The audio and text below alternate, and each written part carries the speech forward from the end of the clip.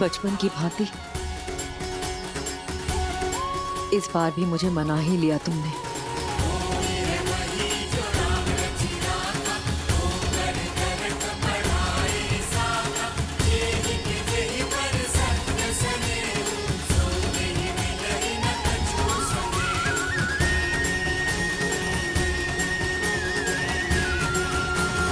कराए दक्षिण का उद्धार,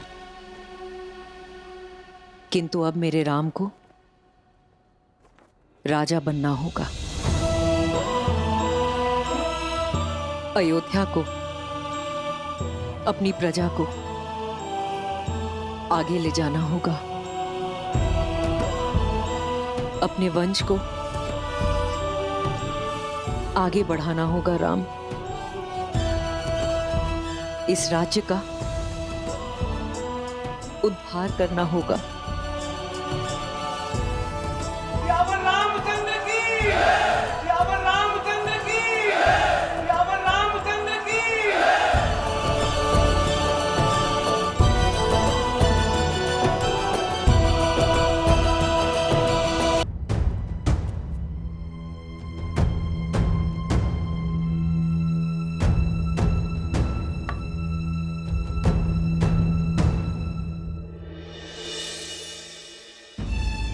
प्रणाम मंत्रा माँ। बस बस बस, खुश रहो पुत्री, सुखी रहो। जो प्रणाम करते हैं उन्हें आशीष दिया जाता है, और हमें आपसे केवल एक ही आशीष चाहिए माँ, कि हम अपने केकई माता के आशीष से वंचित न रहें। केकई माता को ग्लानि के भंवर से निकालकर हमारे सामने ले आइए माता। उनके संताप का अंत केवल आप ही कर सकती हैं, क्योंकि जब तक वो बाहर आकर हमारा गृह प्रवेश नहीं करेंगे, हम भीतर नहीं आएंगे। सीते,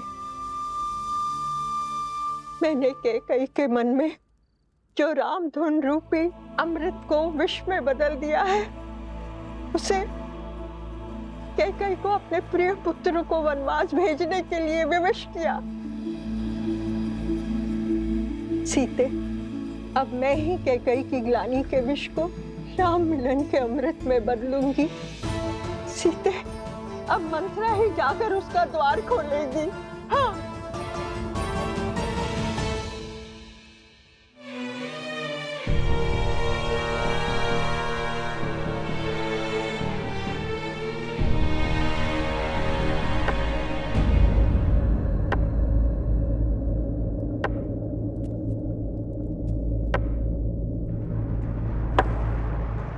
रुक जाओ।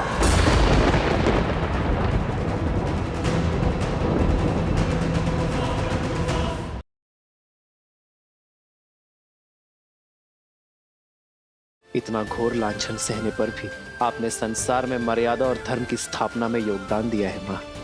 मुझे ना सही, इन्हें तो अपने दर्शन का लाभ दे दीजिए, इन्हें इनकी यात्रा का प्रसाद दे दीजिए माँ।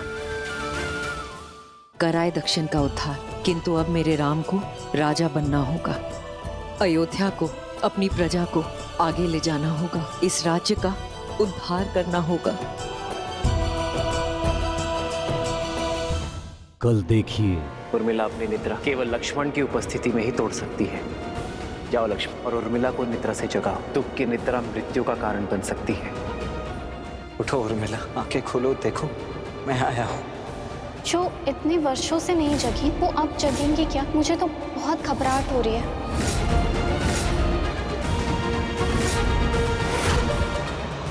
देखिए, उर्मिला अपनी निद्रा केवल लक्ष्मण की उपस्थिति में ही तोड़ सकती है।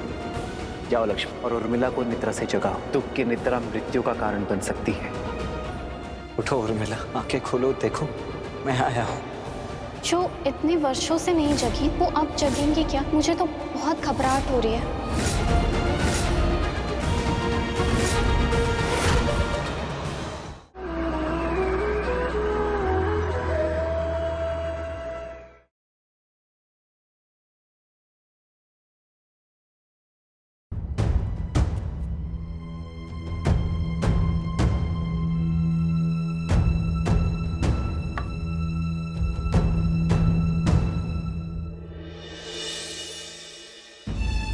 प्रणाम मंत्रा माँ।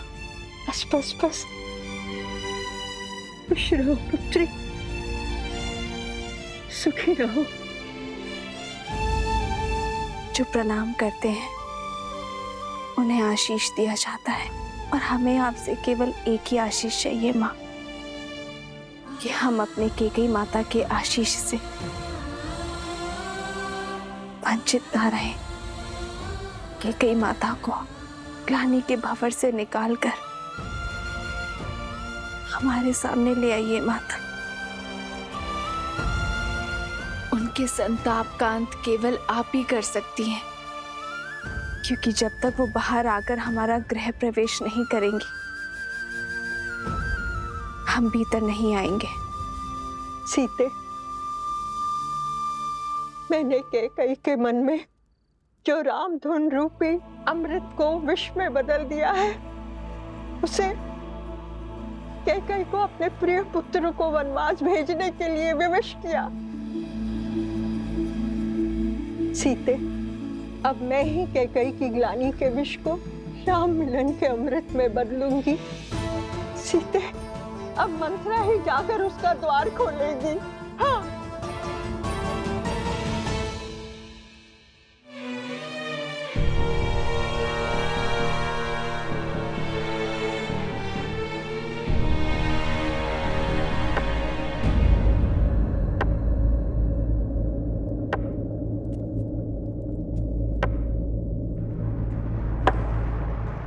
रुक जाओ।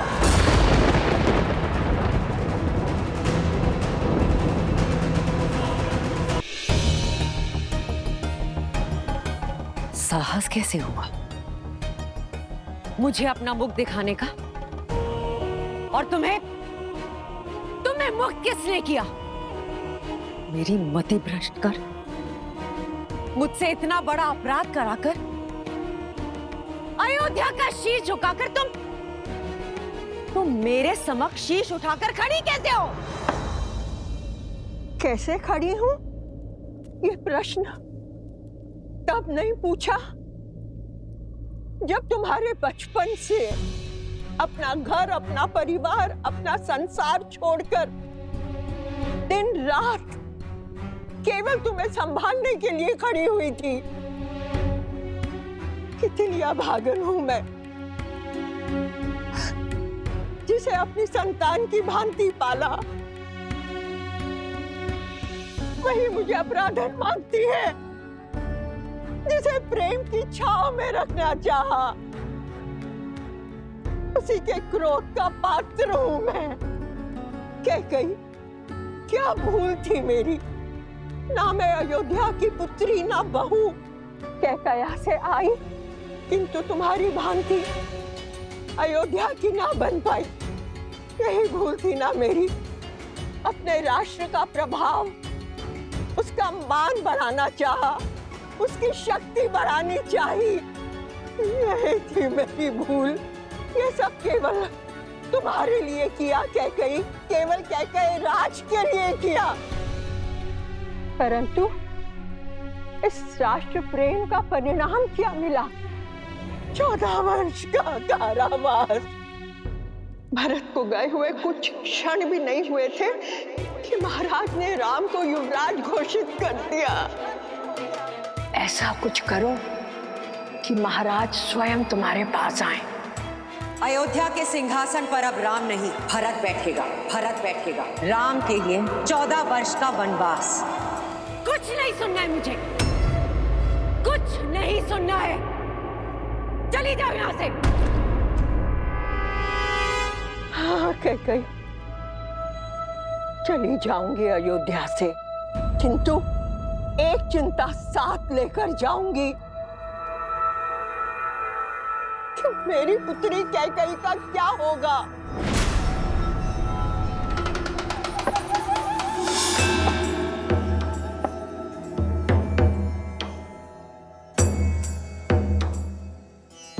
लौट आया है राम।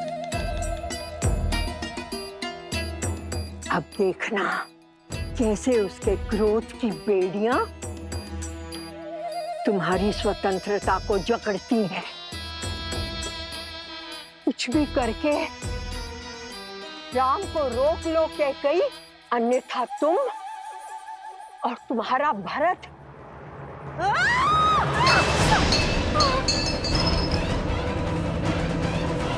जिस पुत्र मोह और जिस संबंध के कारण तुमने मेरी स्वर्ग जैसी अयोध्या को नर्क बना दिया, आज उस संबंध को तोड़ता हूं मैं रघुकुल कुमार भरत तुम्हारा परित्याग करता हूं कैकई। पत्थर पर भी वर्षों तक जल पड़े तो उसका आकार बदल जाता है, किंतु तुम इतने वर्षों में भी तुम्हारे भीतर का विष कम नहीं हुआ। तुम दंड की नहीं, श्राप की अधिकारिणी हो।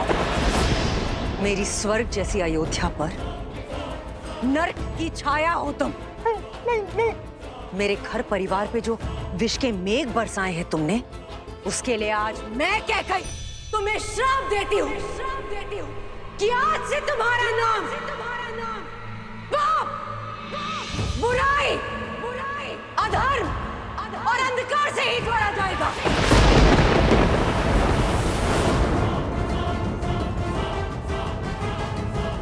सुख की सूचक तुम कभी नहीं बन पाओगे और मृत्यु के पश्चात भी अपने कर्मों के कारण तुम्हारी आत्मा अग्नि में झुलसती रहेगी। श्राप है मेरा तुम्हें, सदैव झुलसती रहेगी।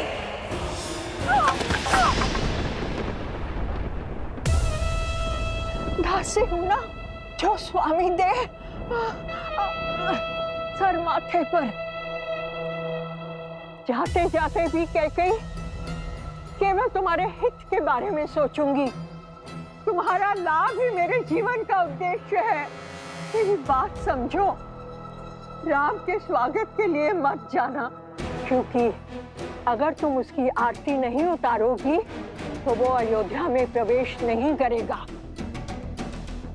उसे राजा मत बनने दो कैकई, क्योंकि यदि वो सिंहासन पर बैठा तो तुम्हारा अंत निश्चित है। केवल तुम ही हो जो राम के उज्जवल भविष्य को अंधकार में डाल सकती हो। केवल तुम ही उसे अयोध्या का नरेश बनने से रोक सकती हो कैकई। मत जाना, मत जाना।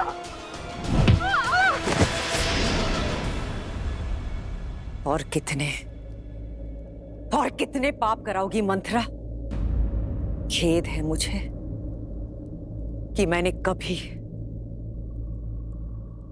तुम्हें अपनी माता माना था।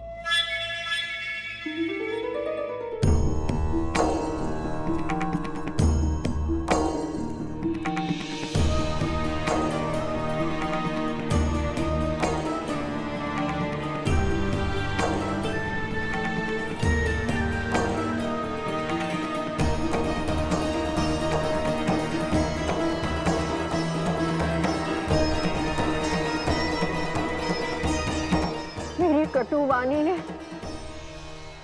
कुछ तो शुभ कार्य किया। तुम्हारे मन को मैं समझती हूँ कैकई। इस पाप की कोठरी में मेरे दुष्ट भाव ने तुम्हें डाला था, किंतु मैं जानती थी कि मेरे कटु वचन ही तुम्हें इससे बाहर निकालेंगे। कैकई की दृष्टि में दोषी बनकर मैंने राम काज पूर्ण कर दिया। हे प्रभु, क्षमा तो दे चुके हो, अब दया दृष्टि दीजिए प्रभु। अपने चरणों में शरण दीजिए प्रभु, अपने चरणों में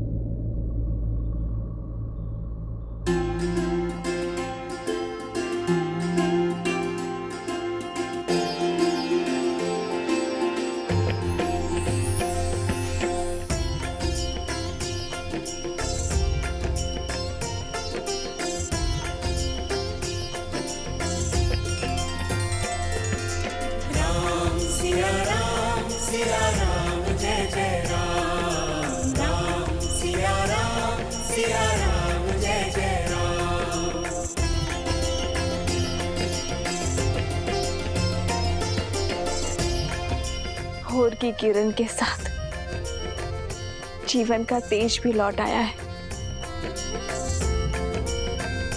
कैकेयी माता आ गई है आर्य।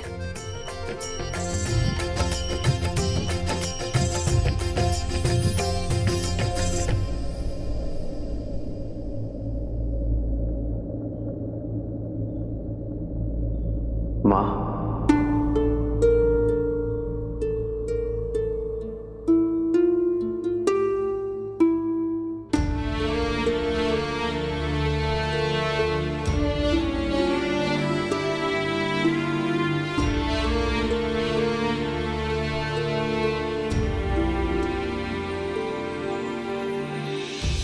ग्लानि के आंसू है गंगा जल, कह के प्रभु करते अभिनंदन। मुख मुस्कान अर्श हृदय में, कैकेयी त्रास हरे रघुनंदन। माँ का श्राप भी वर से कम ना, हर सपूत श्री राम सा बनना। राम मेरे राम मेरे राम मेरे राम, राम प्रभु राम श्री राम। मेरी माता के ये अश्रु मेरे लिए पवित्र गंगा जल से पावन है। इन अश्रु को हाथों में लेकर ब्रह्म हत्या का पाप मेरे हाथ से धुल गया। माँ, आशीष नहीं देंगी माँ?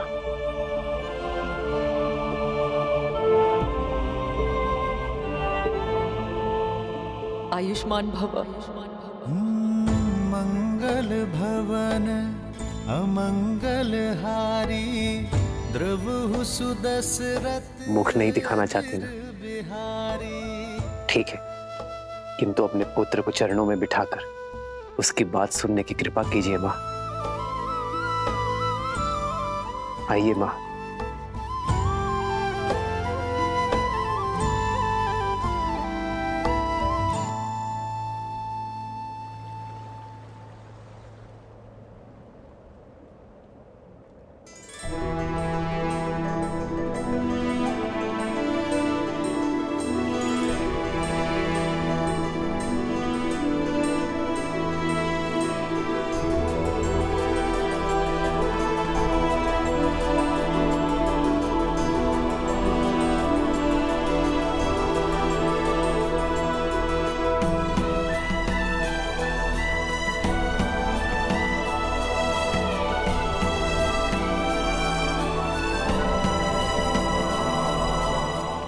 बैठिए माँ।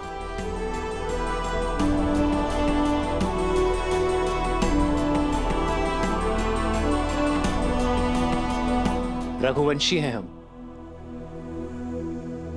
वो वंश जिसका इतिहास धर्म, वीरता और समर्पण की नींव पर रखा गया है, और जिनसे हमें यह नाम मिला वो पितामहों के पितामह महाराज रघु एक महान योद्धा थे। स्वयं देवताओं ने उनके सत्य और शौर्य की प्रतिमा को स्वीकार किया है। महाराज भागीरथ जो अपने पूर्वजों के तर्पण के लिए स्वयं शिवलोक पहुंच गए, नारायण को प्रसन्न कर उनके चरणों से गंगा बहाई, फिर ब्रह्मदेव से उसे उनके कमंडल में धारण करवाया।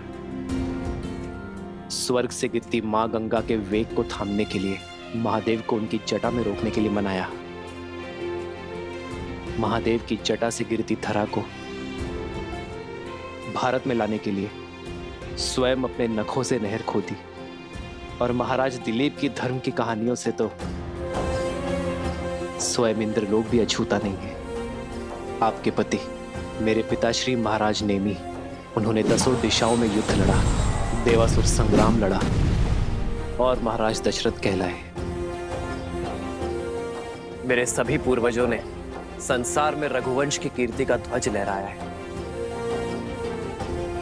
धर्म को स्थापित किया है। अयोध्या के सिंहासन पर अब राम नहीं, भरत बैठेगा, भरत बैठेगा। राम के लिए 14 वर्ष का वनवास।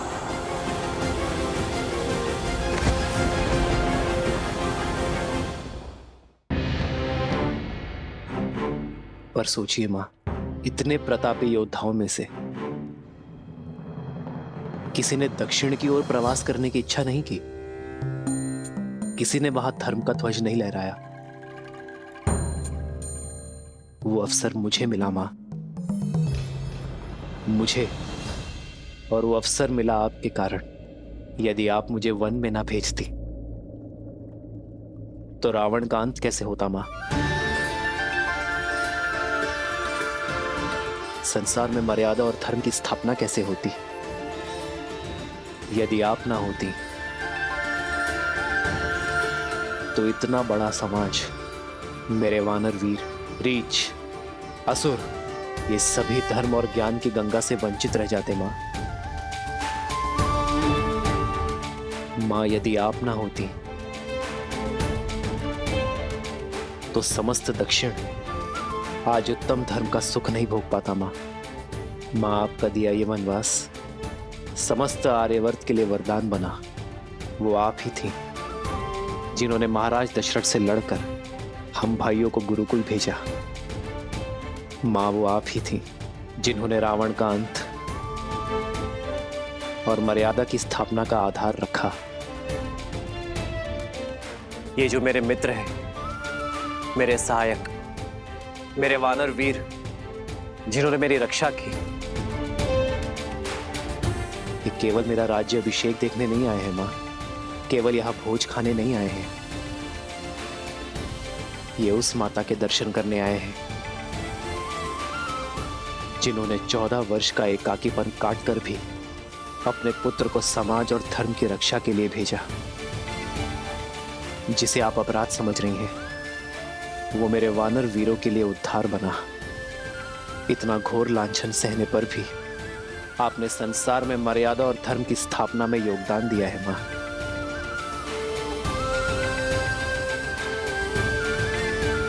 क्या आप इन्हें निराश करेंगी मां? मुझे ना सही, इन्हें तो अपने दर्शन का लाभ दे दीजिए, इन्हें इनकी यात्रा का प्रसाद दे दीजिए मां।